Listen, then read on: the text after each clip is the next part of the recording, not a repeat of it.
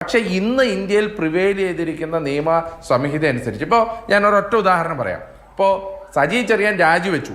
അദ്ദേഹം പിന്നീട് ഇന്ത്യയുടെ കേരളത്തിലെ മന്ത്രിയായിട്ട് വീണ്ടും സത്യപ്രതിജ്ഞ ചെയ്തു. എങ്ങനെയാണ് സത്യപ്രതിജ്ഞ ചെയ്തത്?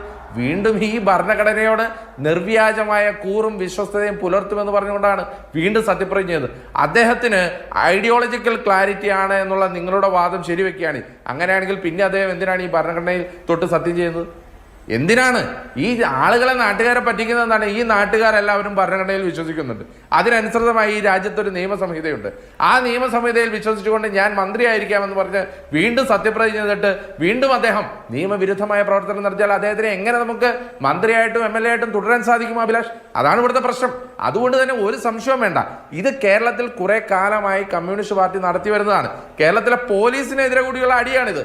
കാരണം കേരളത്തിലെ പോലീസ് എന്ത് വൃത്തികേട് കാണിച്ചാണെങ്കിലും സ്വന്തം ആളുകളെ സംരക്ഷിക്കും.